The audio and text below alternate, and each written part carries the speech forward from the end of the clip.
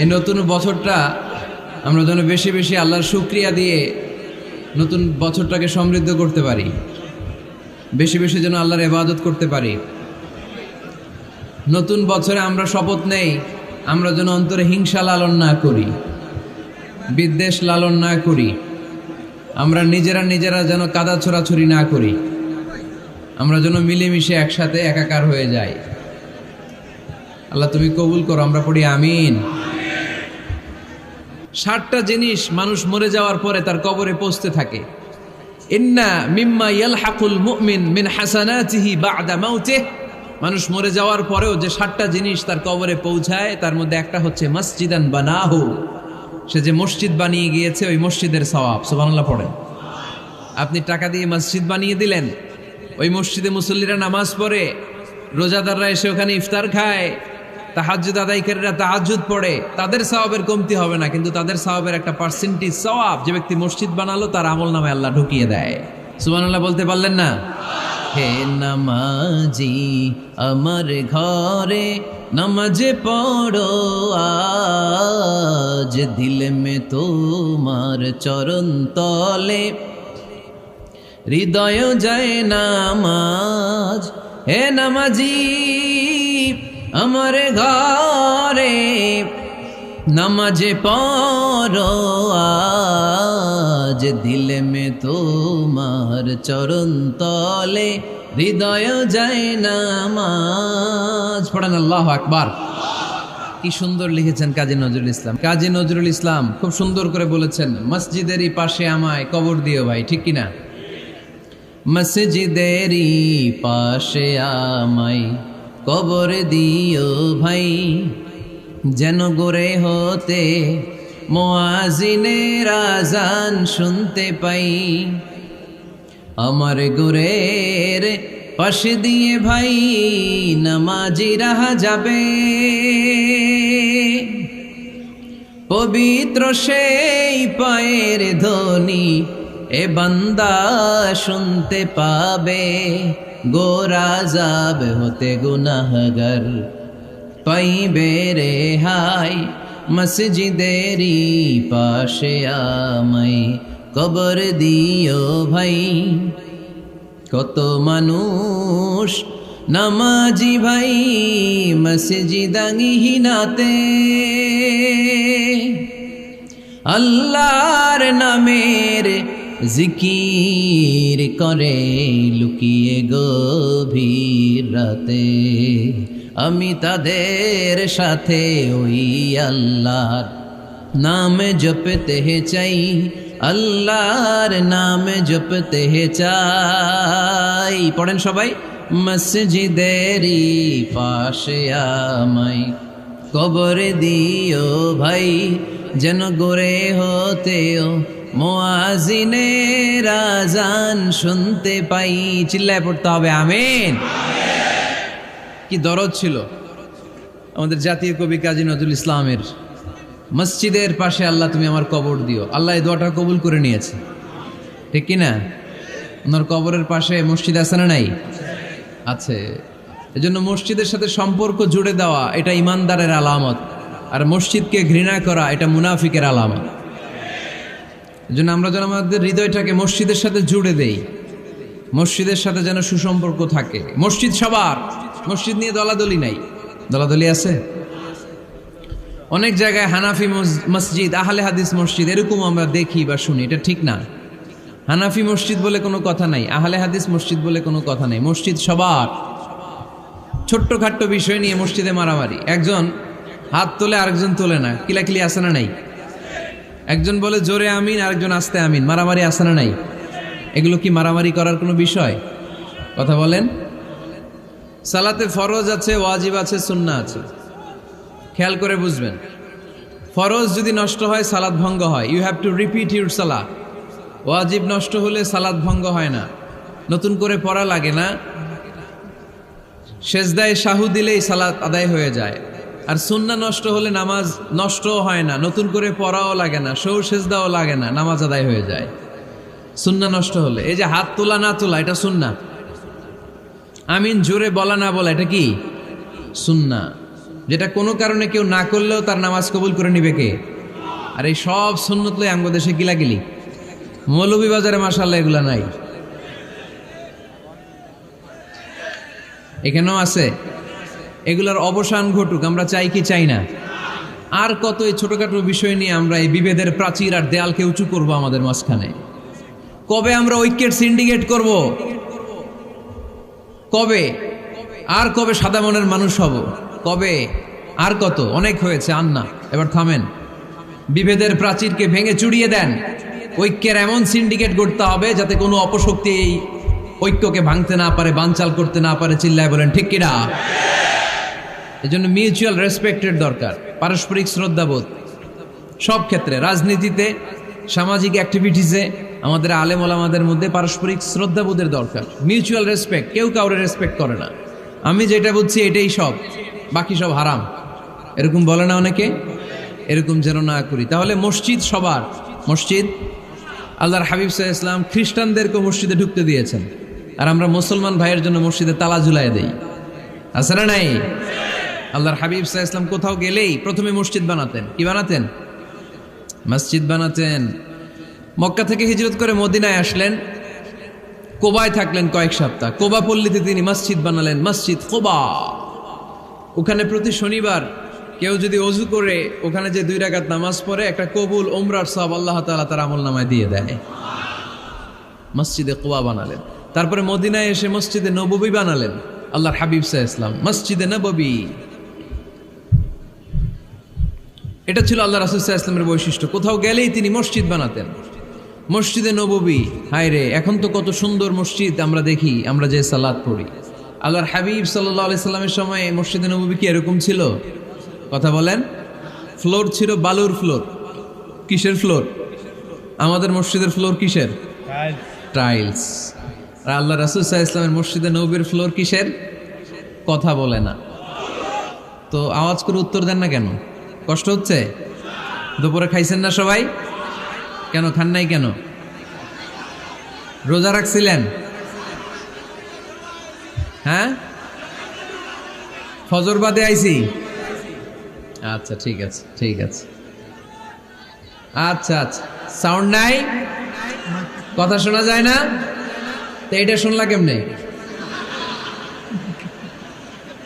জিজ্ঞেস করলাম কথা শোনা যায় না, কয় না। তো এটা শুনলা কি করে?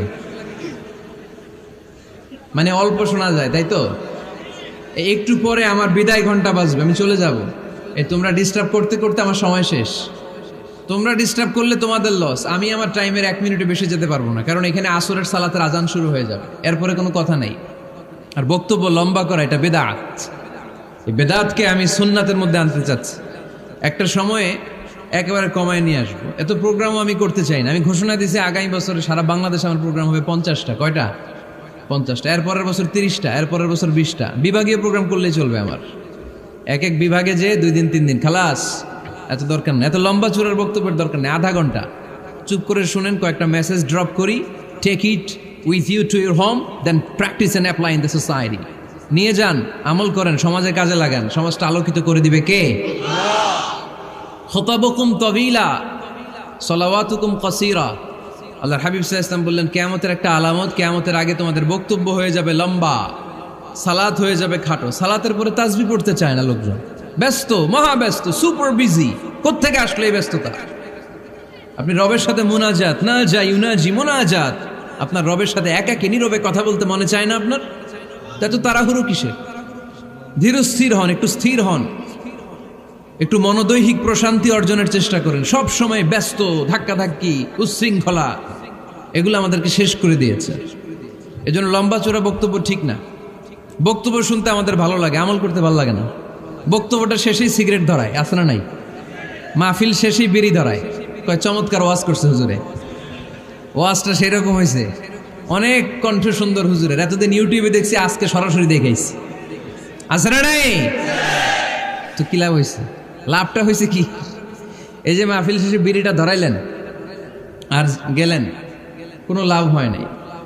এগুলো থেকে বেরিয়ে আসতে হবে। বছরের পর বছর আমাদেরকে শেখানো হয়েছে একভাবে, কেউ এই পরিবর্তনের আওয়াজ তোলে নাই।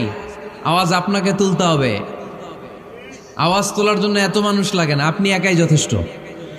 আপনি দাঁড়ান না সামনে, দেখবেন আপনার সামনে কেউ টিকে থাকতে পারবে না, ঠিক কিনা? কিন্তু আপনার শক্ত সিদ্ধান্ত লাগবে, পরিবর্তনের জন্য শক্ত মানসিকতা লাগবে যে আমি পরিবর্তন করতে চাই। We have to change. যুগ জামানা পাল্টে দিতে চাই না অনেকজন। এক মানুষই আনতে পারে জাতির জাগরণ। এক মানুষই বিপদকালে বাঁচায় কাফেলায়, ক্ষুদ্র ডিঙ্গি বাঁচায় জাহাজ অসীম দরিয়ায়। এজন্য আপনার শক্ত সিদ্ধান্ত পারে আপনার মৌলভীবাজারটাকে দেশের শ্রেষ্ঠ জেলা, শ্রেষ্ঠ থানা হিসেবে আল্লাহর কাছে কবুল করতে, ঠিক কিনা? এজন্য লম্বা চূড়া আলোচনা ঠিক না। ছোটখাটো অল্প কয়েকটা মেসেজ নিয়ে যেতে পারলেই that's enough. One of the minor signs before the day of judgment, your Islamic lectures will be very longer. And your salah 5 times a day will be shorter. কিয়ামতের আগে বক্তব্য লম্বা, নামাজ খাটো, তাসবিহ পড়ে না, ব্যস্ত, মহাব্যস্ত। এই মহাব্যস্ততা ছাড়েন, কোরআন সুন্নাহর দিকে ফিরে আসেন।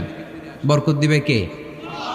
বিশ্বনবীর মসজিদে নববীর ফ্লোর বালুর ফ্লোর ছিল, আমাদের ফ্লোর টাইলস। আল্লাহর হাবিব সাল্লাল্লাহু আলাইহি ওয়াসাল্লামের মসজিদে বালি নিচে, এই বালিতে নামাজ পড়তেন। বৃষ্টি হলে কাদামাটি হয়ে যেত, কাদামাটিতেই সেজদা করতেন। সেজদা করলে কাদার মাটি আল্লাহর হাবিব সাল্লাল্লাহু আলাইহি ওয়াসাল্লামের নাকে আর কপালে লেগে যেত। তিনি সালাম ফিরিয়ে সাহাবাদের দিকে মুখ ফিরিয়ে বসলে দেখতেন প্রতিটা সাহাবীর নাকে আর কপালে কাদার মাটি মিশে আছে। তার মানে প্রিয় নবী সাল্লাল্লাহু আলাইহি ওয়াসাল্লামের মসজিদে নববী ছিল কাঁচা, কিন্তু মুসল্লি ছিল পাকা। আমাদের মসজিদগুলা হয়েছে পাকা, কিন্তু মুসল্লি কাঁচা, ঠিক কিনা? ফজরের সালাতে মানুষ নাই। ইমাম সাহেব আছেন কে কে এলাকায়? দেখি ইমাম, মসজিদের ইমাম, মাশাআল্লাহ। আপনাদের এইখানে ওই মসজিদে ফজরের নামাজে কয় কাতার হয়? 5 জন 6 জন? কেনে এত কম? খেনে হ্যাঁ আসে না, আসতে চায় না লোকজন। তো এই যে 5-6 জন ফজরের সালাতে, কল্পনা করতে পারেন ফজরের সালাতে এত কম লোক। ফজরের জামাতে লোক যায় না, এটা একটা মহামারী।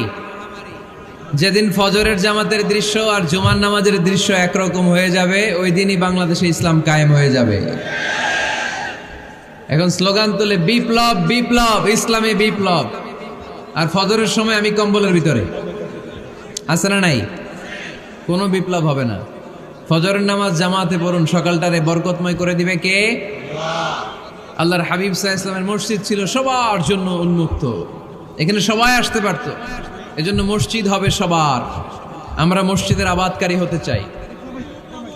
এজন্য রাব্বুল আলামিন বলেন, ইন্নামা ইয়া'মুরু মাসাজিদাল্লাহি মান আমানা বিল্লাহি ওয়াল ইয়াউমিল আখির ওয়া আকামাস সালাতা ওয়া আতাজ যাকাতা ওয়া লাম ইয়াখশা ইল্লাল্লাহ فعسى أولئك أن يكونوا من المهتدين سبحان الله পড়েন।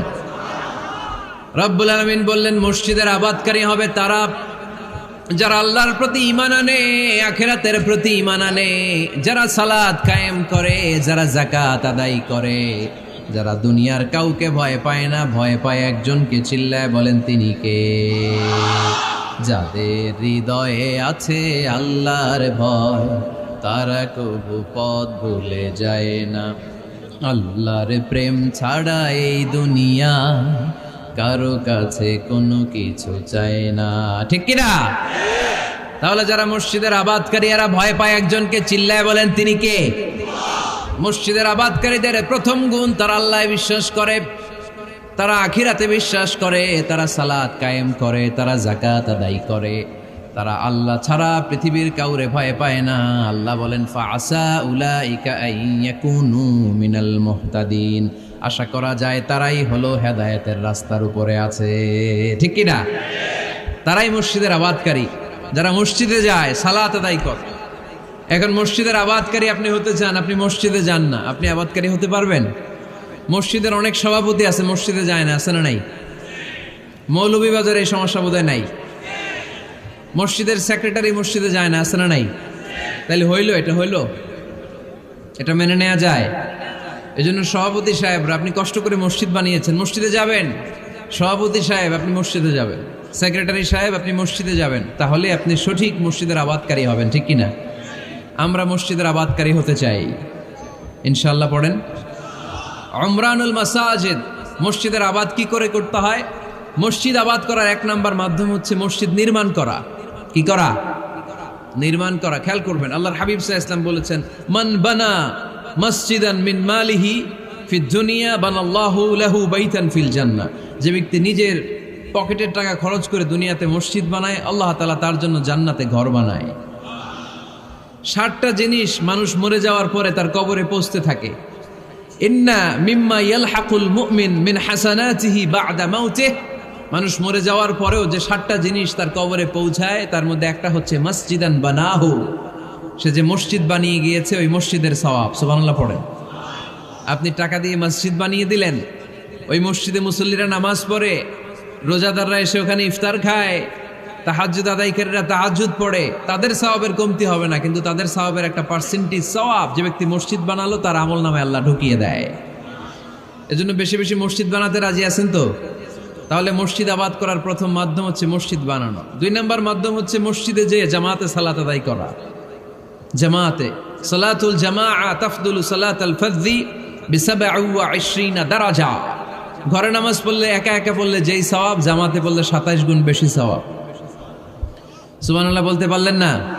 হে নামাজি আমার ঘরে নামাজ পড়ো আজ, দিল মে তোমার চরণ তলে হৃদয় যায় নামাজ। হে নামাজি আমার ঘরে নামাজ পড়ো আজ, দিল মে তোমার চরণ তলে হৃদয় যায় নামাজ। পড়েন আল্লাহু আকবার। কি সুন্দর লিখেছেন কাজী নজরুল ইসলাম। মসজিদ কেমন যেন মসজিদ তার নিজের ভাষায় আল্লাহর কাছে কেঁদে কেঁদে ফরিয়াদ জানায়, আল্লাহ নামাজিরা আমার ঘরে আসে না, কি সুন্দর টাইলস, কি সুন্দর মুসল্লা, কি সুন্দর এয়ার কন্ডিশন, সব আছে কিন্তু মুসল্লি নাই, ঠিক কিনা? মসজিদগুলো আল্লাহর কাছে ফরিয়াদ জানায়। এজন্য আমরা যেন মসজিদমুখী হই। কি মুখী? আওয়াজ করে বলতে হবে, কি মুখী? মসজিদমুখী। তাহলে মসজিদ আবাদের 1 নম্বর পদ্ধতি মসজিদ বানানো। 2 নম্বর মসজিদে বেশি বেশি যে জামাতে সালাত আদায় করা। 3 নম্বরে মসজিদের সাথে সম্পর্ক জুড়ে দেওয়া, হৃদয়টা যেন সবসময় মসজিদের সাথে লেগে থাকে। আল্লাহর হাবিব সাল্লাল্লাহু আলাইহি ওয়াসাল্লাম বললেন, সাবআতুন ইউযিল্লুহুমুল্লাহু ফি যিল্লিহি ইয়াওমা লা যিল্লা ইল্লা যিল্লু। 7 শ্রেণীর ব্যক্তিকে আল্লাহ তাআলা কিয়ামতের দিন আরশের নিচে ছায়া দিবে, যেদিন আল্লাহর আরশের ছায়া ছাড়া কোনো ছায়া পৃথিবীতে থাকবে না। সেই দিনটা কি এই দিনের মতো? কিয়ামতের দিনটা আজকের এই দিনের মতো হবে? 50,000 বছর হবে। এটা লেন্থ, এটা ডিউরেশন। কাআন সাফসাফা লা তারা ফিহা ইওয়াজা ওয়ালা আমতা, লেভেল প্লেইং ফিল্ড, তামার জমিন। একটু কল্পনা করেন তো ওই দিনটা কত ভয়ঙ্কর। বাবা ছেলেরে চিনবে না ওই দিন, ছেলে বাবারে চিনবে না, স্ত্রী স্বামীকে চিনবে না, স্বামী স্ত্রীকে চিনবে না, পীর সাহেব মুরিদ চিনবে না, মুরিদ পীর সাহেবকে চিনবে না, নেতা কর্মীকে চিনবে না, কর্মী নেতাকে চিনবে না। হায় হায়, ইয়া নাফসি ইয়া নাফসি বলে কাঁদবে। সূর্যটা মাথার কাছে চলে আসবে, সূর্যের তাপে মাথার মগজগুলো গলে গলে নাকের ছিদ্র আর কানের ছিদ্র দিয়ে টপ টপ করে বেয়ে বেয়ে পড়বে। তৃষ্ণায় মানুষগুলো পাগল পাড়া, জিহ্বাটা বের হয়ে নাভি পর্যন্ত ঝুলতে থাকবে। সেদিন সবাই পাগলের মতো ছুটতে থাকবে, কোনো ছায়া নাই আল্লাহর আরশের ছায়া ছাড়া। আল্লাহর হাবিব বললেন, 7 শ্রেণীর ব্যক্তিকে আল্লাহ তাআলা আরশের নিচে ছায়া দিবেন। এর মধ্যে 1 শ্রেণীর ব্যক্তি রাজুলুন কলবুহু মুআল্লাকুন বিল মাসাজিদ, ওই ব্যক্তি যার হৃদয়টা সবসময় আল্লাহর মসজিদের সাথে লেগে থাকে। মসজিদের সাথে যার হৃদয় লেগে থাকে তাকে আরশের নিচে ছায়া দিবে কে? এজন্য মসজিদের সাথে যেন আমাদের হৃদয়গুলো লেগে থাকে। অনেকেই দেখবেন এত ভালো নামাজে, জোহর পরে টেনশন করে আসরটা কই পড়বো, আসর পরে চিন্তা করে মাগরিবের সময় আমি কোথায় থাকবো, মাগরিবের সময় টেনশন, ইস এশাটা হয়ে গেলেই তো শেষ। এরকম লোক আছে না নাই? এদেরকে সেই কঠিন ভয়াবহ দিনে আরশের নিচে ছায়া দিবে কে? তারপরে মসজিদ আমাদের 4 নম্বর পদ্ধতি মসজিদকে পরিচ্ছন্ন রাখা, মসজিদকে ঝাড়ু দেয়া। মসজিদকে যারা পরিষ্কার করে তাদের হৃদয়ের যন্ত্রণা দূর করে দেয় কে? সাইয়েদনা ইব্রাহিম আলাইহিস সালাম এবং ইসমাঈল আলাইহিস সালামকে আল্লাহ তাআলা আদেশ করেছেন তাহহিরা বাইতিয়া লিত-তাইফিনা ওয়াল আকিফিনা ওয়ার রুকআইস সুজুদ। হে ইব্রাহিম, ইসমাঈল, বাপ বেটা দুইজন মিলে মসজিদ ঝাড়ু দাও। কি ঝাড়ু দাও? মসজিদেরি ঝাড়ু বড়দার ও কমারে হাত শোনো আমার মুনাজাত। পড়েন, শোনো শোনো ইয়া ইলাহি আমার মুনাজাত, শোনো আমার মুনাজাত। পড়েন আমিন। মসজিদ ঝাড়ু দেওয়া মসজিদ আবাদের অন্তর্ভুক্ত। আপনারা কেউ কোনোদিন মসজিদ ঝাড়ু দিয়েছেন নাকি? কে কে দিয়েছেন দেখি? সবাই সবাই মসজিদের খাদেম? মাশাআল্লাহ। আমিও দিছি মসজিদ ঝাড়ু, অনেক দিছি। মাশাআল্লাহ, আল্লাহ তুমি কবুল করো। যাদের হৃদয়ে বড় জ্বালা, ফ্যামিলিতে সুখ নাই, শান্তি নাই, তারা হৃদয়ে প্রশান্তি আনতে চাইলে এতিমখানায় যাবেন, এতিমের মাথায় হাত বুলিয়ে দিবেন, এতিমের মুখে খাবার তুলে দিবেন। আপনার হৃদয়টারে নরম করে দিবে কে? আল্লাহর ঘর মসজিদে যাবেন, নিজ হাতে মসজিদটারে একটু পরিষ্কার করে দিবেন, আপনার জীবনটারে উজালা করে দিবে কে? তাহলে এগুলো করার মাধ্যমে আমরা মসজিদের আবাদ করতে চাই। আমরা মসজিদের আবাদকারী হতে চাই কি চাই না? আল্লাহর ঘর মসজিদ আবাদ করার মতো শ্রেষ্ঠ কাজ পৃথিবীতে হতে পারে না। এই মসজিদের কিছু আদব আছে, আল্লাহ রাসূল সাল্লাল্লাহু আলাইহি ওয়াসাল্লাম বলেছেন এই আদবগুলো মেনটেন করে যেন আল্লাহর ঘর মসজিদের সাথে আমরা ব্যবহার করি। মসজিদের 1 নম্বর আদব হচ্ছে মসজিদে ওযুর সাথে প্রবেশ করা। কিসের সাথে? ওযু করে পরিচ্ছন্ন হয়ে মসজিদে প্রবেশ করা। এজন্য অপবিত্র অবস্থায় গোসল ফরজ, এরকম অবস্থায় মসজিদে ঢোকা যাবে? কথা বলেন, ঢোকা যায়? যেই নারীদের মাসিক চলতেছে, মেনস্ট্রুয়েশনাল পিরিয়ড চলতেছে, ওই নারীদের পক্ষে মসজিদে ঢোকা জায়েজ আছে? নাই। তাহলে এটা হলো 1 নম্বর আদব। মসজিদে ঢোকার সময় কি করে ঢুকবো? ওযু করে। আওয়াজ করে বলেন, কি করে ঢুকবো? ওযু করে। 2 নম্বর আদব হচ্ছে মসজিদে যাওয়ার সময় সবচেয়ে ভালো জামাটা পরে যাব, সবচেয়ে ভালো পাঞ্জাবিটা পরে যাব। জান তো আপনারা? না সবচেয়ে সিরাটা পরে যান? হ্যাঁ, অনেকের নামাজের জন্য একটা পুরান জামা আছে, সিরা পাড়া, এদিকে হাত উঠালে দিকতে দেখা যায়, আছে না নাই? সবচেয়ে সিরা পাড়াটা রাখে নামাজের জন্য, কপাল পোড়া। আর সুন্নাতে খাতনার অনুষ্ঠানে গেলে মাশাআল্লাহ লেহেঙ্গা গায়ে দেওয়া যায়, আছে না নাই? না, আপনি ইবাদতের জন্য সবচেয়ে সুন্দর জামাটা রাখবেন। এজন্য রাব্বুল আলামিন বলেন, ইয়া বানি আদম খুযু যিনাতাকুম ইনদা কুল্লি মসজিদ। ও বনি আদম, তুমি যখন আল্লাহর ঘর মসজিদে ঢুকবা, ও বনি আদম, তুমি যখন নামাজের মুসল্লায় দাঁড়াবা, তোমার সবচাইতে দামি, সবচাইতে সুন্দর জামাটা গায়ে দিয়ে তুমি নামাজে দাঁড়াও। ঠিক কি না? তাহলে এখন মসজিদে যাওয়ার সময় কি গায়ে দিয়ে যাবেন বলেন? খিতা করবাইন? হ্যাঁ, মাশাআল্লাহ। হ্যাঁ, সবচেয়ে ভালো কাপড়টা আয়রন করে পারফিউম মেখে তারপরে আমরা যাব। রাজি আছেন তো? 3 নম্বর আদব হচ্ছে মসজিদে ঢোকার সময় বাম পা দিয়ে ঢুকতে হয়।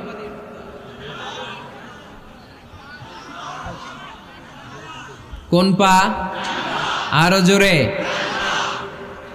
এদেরকে গুতা মারা লাগে, নাইলে আওয়াজ বাড়ে না। এরকম ভলিউম টাইট করতে হয়, ভলিউম হাই করলে আর পরে বাড়ে, এমনি বলতে চায় না। আর ঘটনা কি?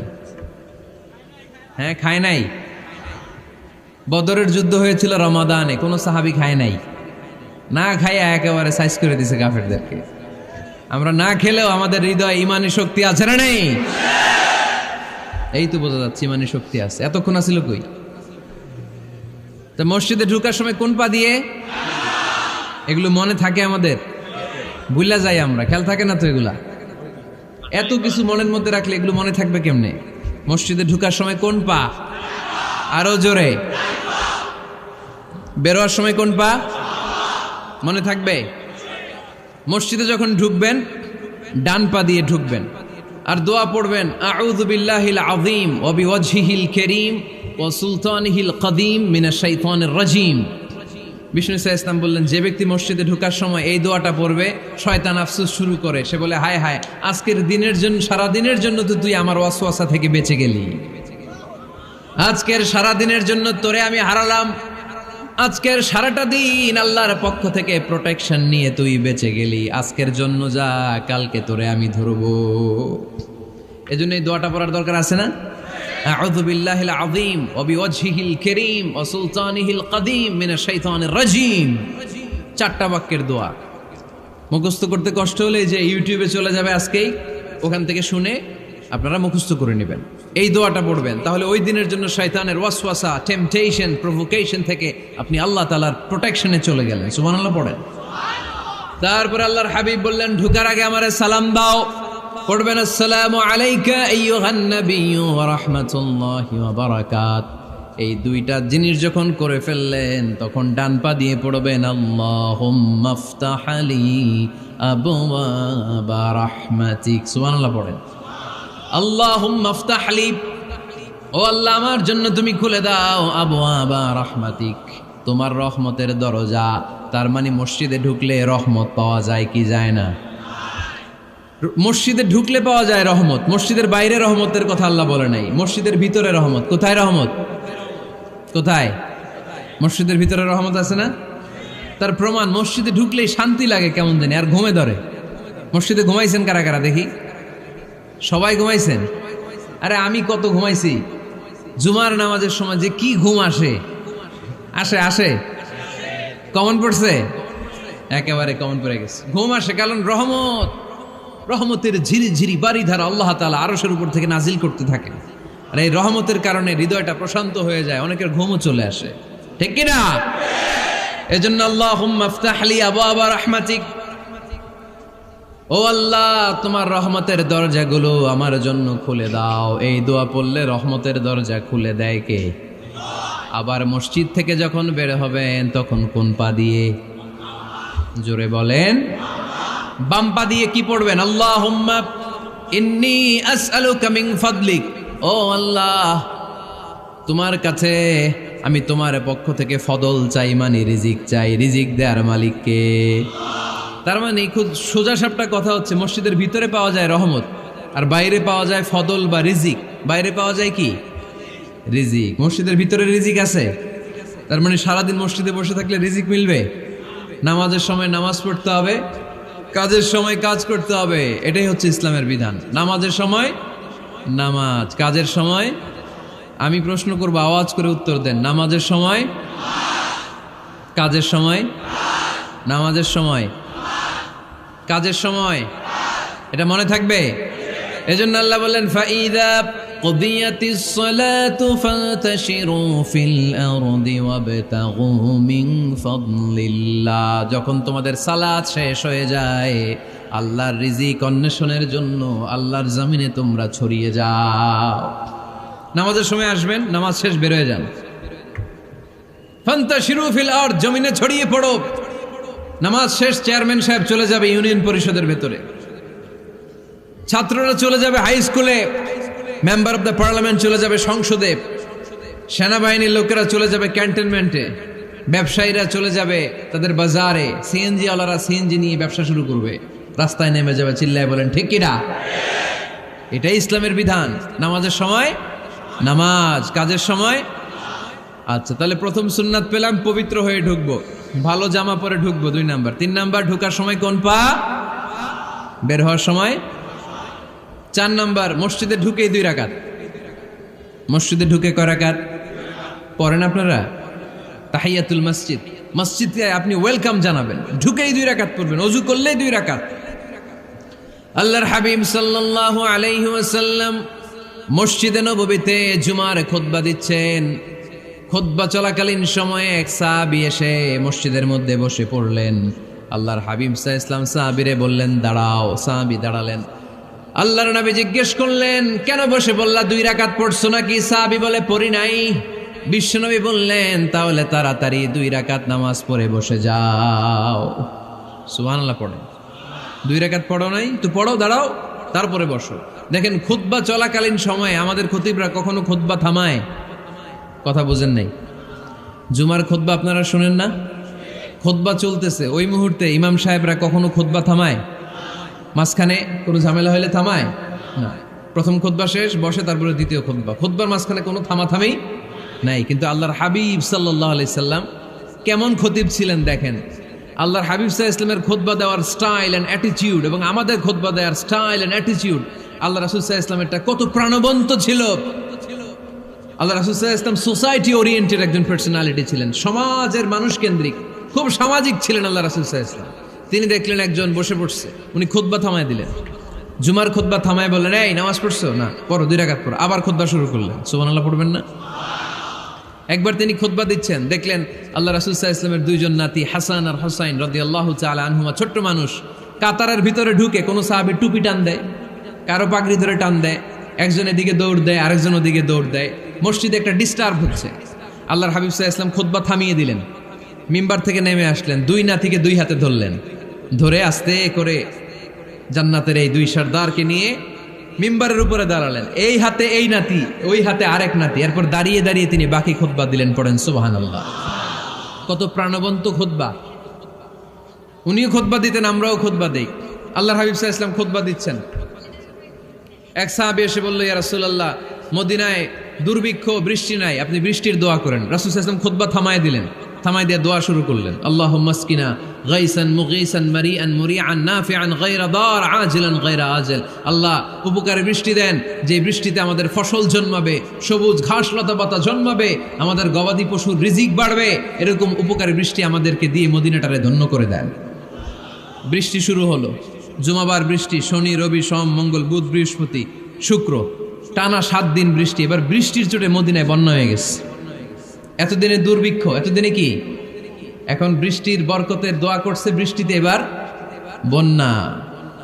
যেই সাহাবী বৃষ্টির জন্য দোয়া করতে বলেছিলেন, পরের জুমাবারের খুতবার সময় এসে ওই সাহাবী বলেন, ইয়া রাসূলুল্লাহ, আবার খুতবার মাঝখানে, ইয়া রাসূলুল্লাহ, আর বৃষ্টির দরকার নাই, আর দরকার নেই, এবার বৃষ্টি বন্ধের দোয়া করেন।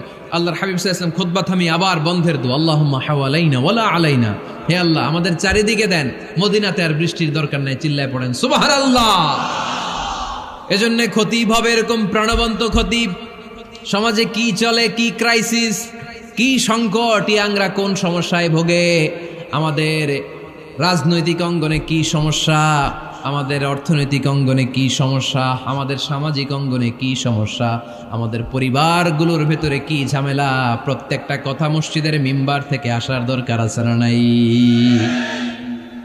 আল্লাহর হাবিব সাল্লাল্লাহু আলাইহি ওয়াসাল্লাম এভাবেই সমাজকে ঠিক করে দিতেন। 2 রাকাত মসজিদে ঢুকে আজকে থেকে আমরা পড়ব। মসজিদে ঢুকলেই কয় রাকাত মনে থাকবে না ভুলে যাবেন? তারপরে আল্লাহর হাবিব সাল্লাল্লাহু আলাইহি ওয়াসাল্লাম বলেছেন, খবরদার কবরের উপর মসজিদ বানিও না। কবরস্থান একদিকে, মসজিদ আর একদিকে। কিন্তু বাংলাদেশে মসজিদের সাথে কবর মিলানো আছে না নাই? ছোট্ট একটা মসজিদ, কিন্তু এত বড় বাবার কবর আছে না নাই? এগুলো করবেন না আপনি। আগে হবে মসজিদ, পরে কবরস্থান।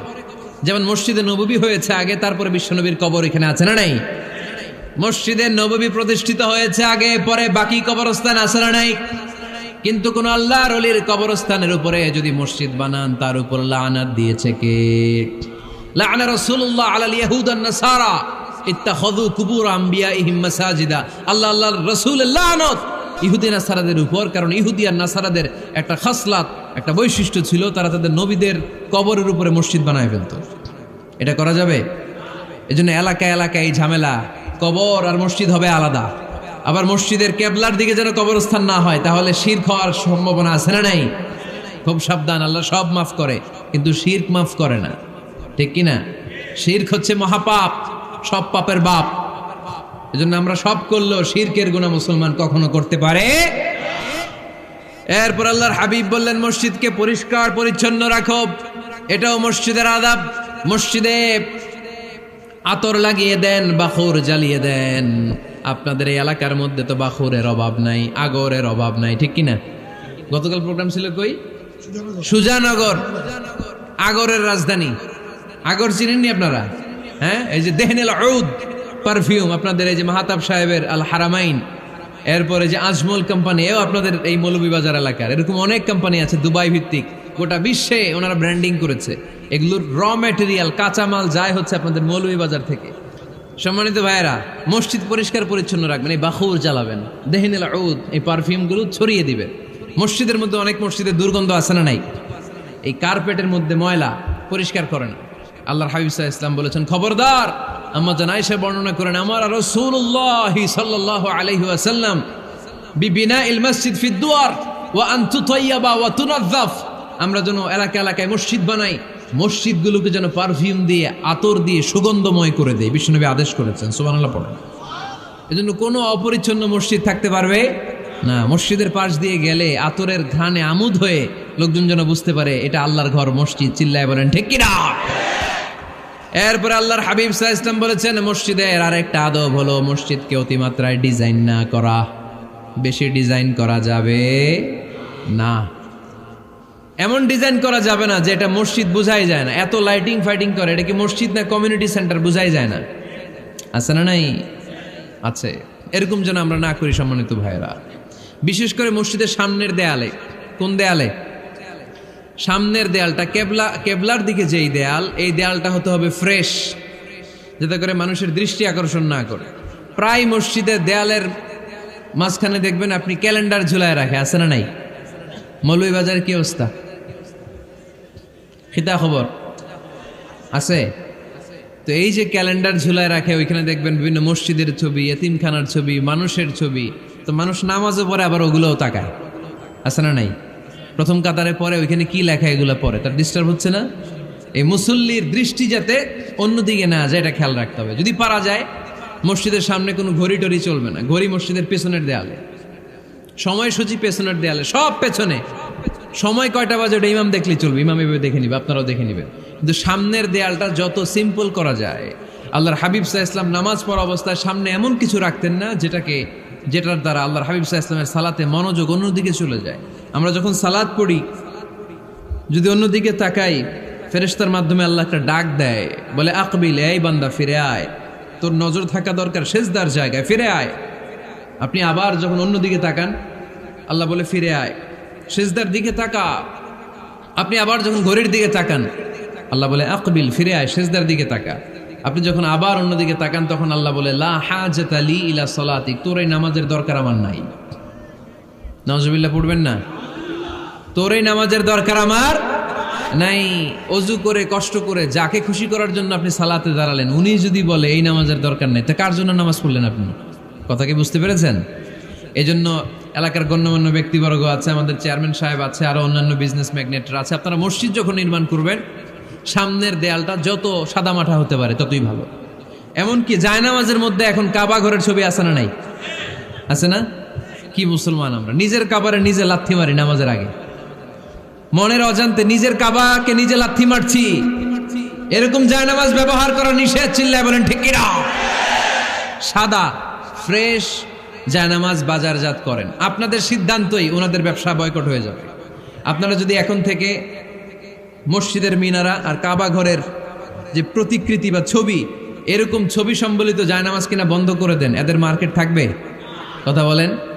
কালকে থেকে আমরা জায়নামাজ কেনার সময় ফ্রেশ জায়নামাজ কিনবো। কোনো মসজিদ, কোনো মিনার, আমাদের কাবা ঘরের ছবি সম্বলিত কোনো জায়নামাজ কিনা যাবে? আওয়াজ করে বলেন, যাবে? যাবে না। এগুলো হচ্ছে মসজিদের আদাব। এগুলো রক্ষা করে মসজিদে ঢোকার দরকার আছে না নাই? পৃথিবীতে 3টা মসজিদ সবচাইতে শ্রেষ্ঠ মসজিদ। কয়টা? আওয়াজ করে বলেন না। 1 নাম্বার মসজিদুল হারাম, ফাওয়াল্লু উজুহাকুম শাতরা, যেখানেই তোমরা নামাজ পড়ো না কেন মসজিদের হারামের দিকে হয়ে নামাজ পড়ো। কেবলা কোন দিকে আজকে?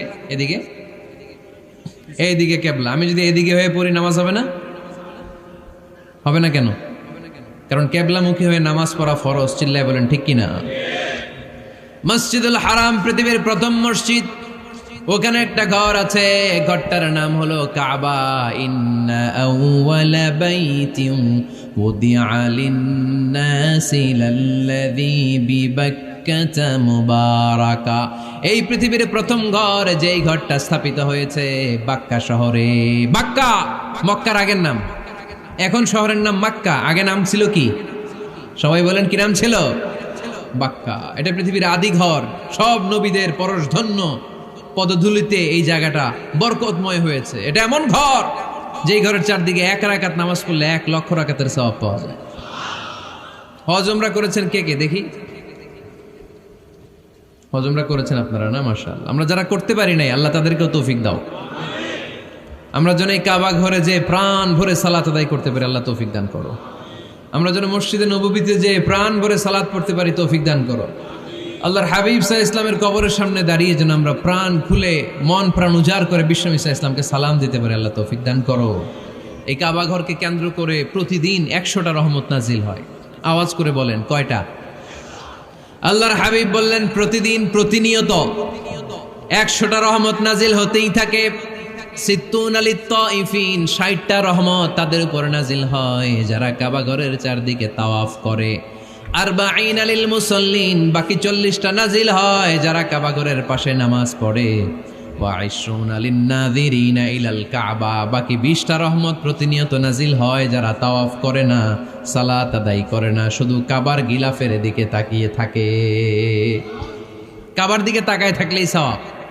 সুবহানাল্লাহ পড়েন। এক রাকাতে কয় লক্ষ রাকাতের সওয়াব।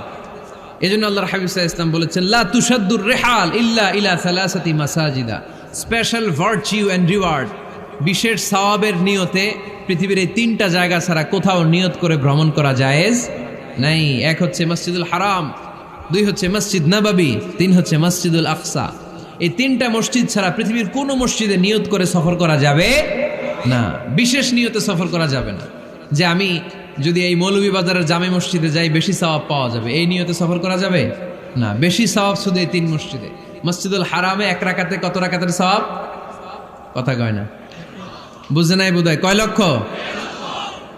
আর মসজিদে নববীতে 1 রাকাতে 1000 রাকাতের সওয়াব। আরেক বর্ণনায় আছে 50,000, বর্ণনাটা দুর্বল। সহি বর্ণনায় এসেছে 1 রাকাতে 1000 রাকাতের সওয়াব। মসজিদুল আকসায় সালাত পড়লে 1 রাকাতে, এক বর্ণনায় এসেছে 250 রাকাতের সওয়াব, আরেক বর্ণনায় এসেছে 500 রাকাতের সওয়াব। এই 3টা মসজিদ ছাড়া যে নামাজ পড়লে বেশি সওয়াব হবে, এই নিয়তে সফর করা যাবে? চিল্লায় বলেন যাবে। তবে মসজিদটা দর্শন করার জন্য যেতে পারবেন। মসজিদটা দেখতে কেমন, এটার ক্যালিওগ্রাফিক্যাল ডিজাইন কেমন, এটার আর্কিটেকচারাল ডিজাইন কেমন, এটার দৃষ্টিনন্দন সৌন্দর্য কেমন, মসজিদটা দেখতে কেমন, দেখতে যেতে পারবেন। কিন্তু বিশেষ সওয়াব রিওয়ার্ড এই 3টা মসজিদ ছাড়া অন্য কোনো মসজিদের জন্য হবে না। এই মসজিদ হচ্ছে আমাদের সামাজিক ঐক্যের কেন্দ্রবিন্দু, এটা হচ্ছে আমাদের কমিউনিটি সেন্টার। আমরা শুধু নামাজের জন্য মসজিদকে ইউজ করি, এছাড়া আরো অনেক ইউসেজ আছে মসজিদের। খেয়াল রাখবেন, আমাদের মুসলমানদের মসজিদ হিন্দুদের মন্দিরের মতো নয়। কোথায় আজান হইছে? শেষ করে দিব না? সুবহানাকাল্লাহুম্মা ওয়া বিহামদিকা আশহাদু আল্লা ইলাহা ইল্লা আনতা আস্তাগফিরুকা ওয়া আতুবু ইলাইক।